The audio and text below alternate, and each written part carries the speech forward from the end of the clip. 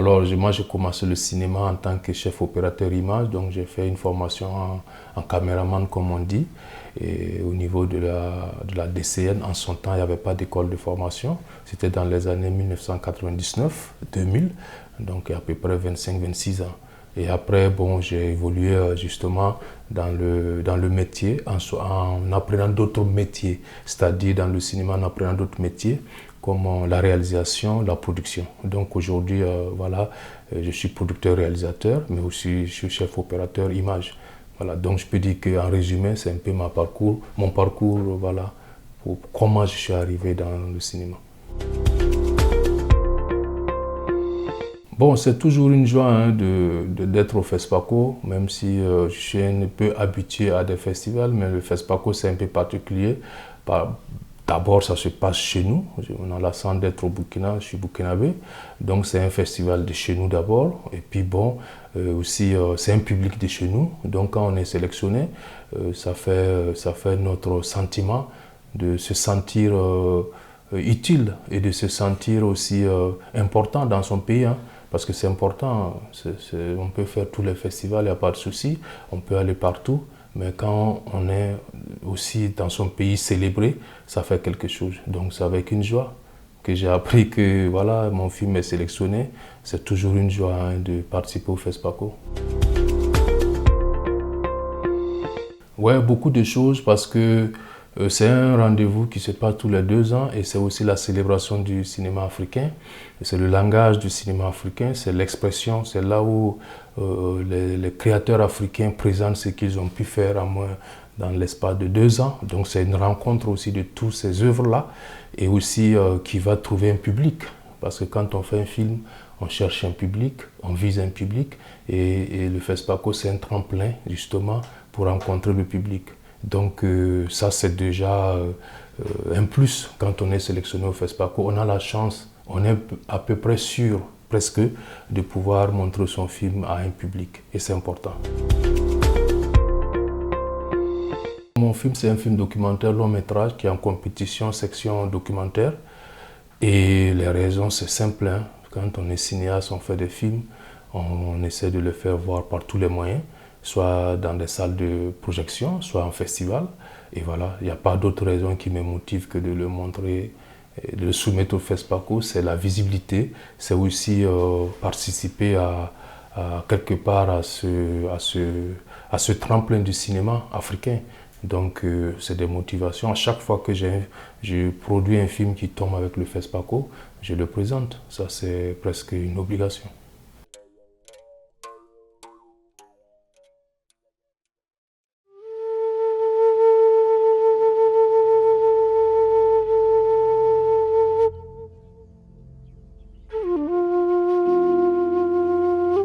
Bon, mon film parle de l'environnement, sur la question environnementale à travers le portrait d'un monsieur qui a 80 ans, qui est comme notre papa, qui s'appelle El Hadj Salifou Drago, qui vit à Solenzo, et qui a pris toute la moitié de sa vie, 50 ans, à planter que des baobabs.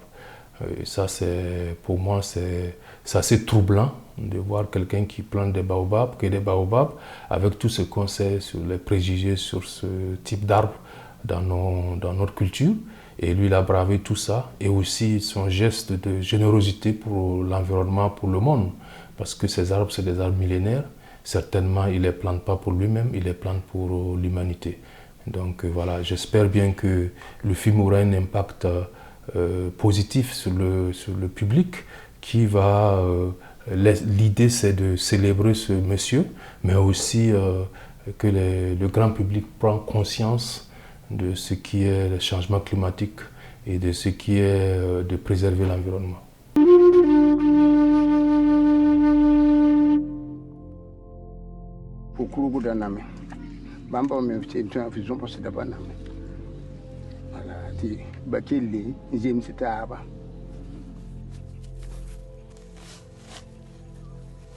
Desemboy ay watem yakaten sen bi dilla mam se ba azin wuku te mam yakaten sen no la be ya kilen sabo e to bula fisan se to ka fa ki de me ton di amma mam ba pa ki se to ay gaye a kile me mpayamba yaba toyga mpayamba toyga lebe kileme c'est mi que toyga yemvuge lebe mkia pas jamais la zande ni yambemba li la tin tanya de lebe yete baseti ya gaenga. Il faut reconnaître que le FESPACO a cette mission-là.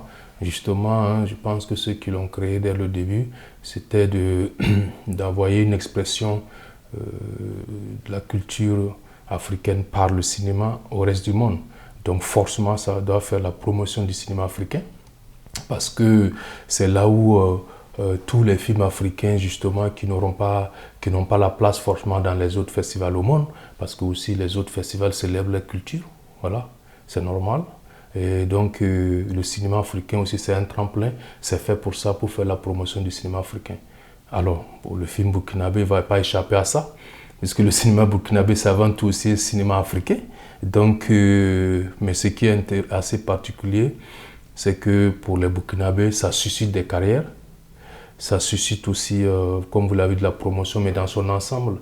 Parce que les jeunes qui participent au FESPACO, les bénévolants, les étudiants, beaucoup de gens qui ont gravité autour du FESPACO, de cet événement, certains ont fini par être soit des très bons cinéphiles avertis, des critiques de cinéma, ou devenus des techniciens, ou même des cinéastes. Donc ça impacte particulièrement l'écosystème cinématographique du Burkina, parce que ça se passe chez nous.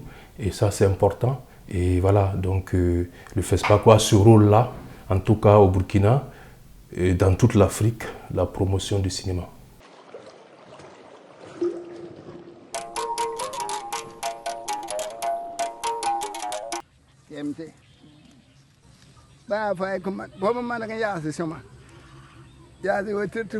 Le dernier mot, c'est d'abord appeler le public burkinabé à soutenir le FESPACO. Et vraiment, je peux dire que pour nous les cinéastes, c'est le seul endroit d'expression où nous sommes presque sûrs de pouvoir participer, parce que son objectif, sa visée, c'est de soutenir le cinéma africain. Donc vraiment, j'invite la population, les politiques, à vraiment prendre le FESPACO très très au sérieux, parce qu'au-delà de tout, c'est un outil de promotion culturelle, et c'est un outil aussi de langage diplomatique culturel à travers le monde. C'est le lieu d'affirmation de notre culture, d'affirmation de la vision justement de l'Afrique, parce que la vision se traduit aussi dans l'art, et quand on regarde les films, on peut comprendre d'où va l'Afrique et d'où vient l'Afrique. Ouédraogo, où es-tu, Ouédraogo? Le peuple des Baobabs te réclame pour allégeance, Ouédraogo.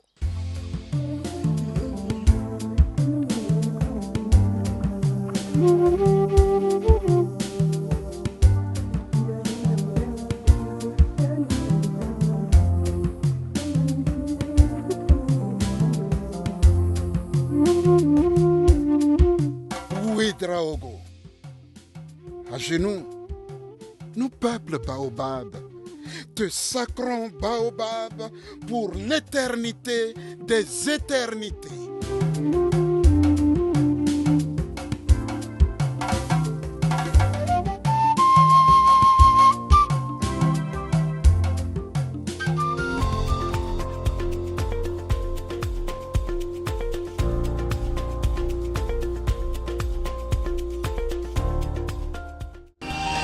Sobre Web TV, la Web TV au-delà de vos attentes.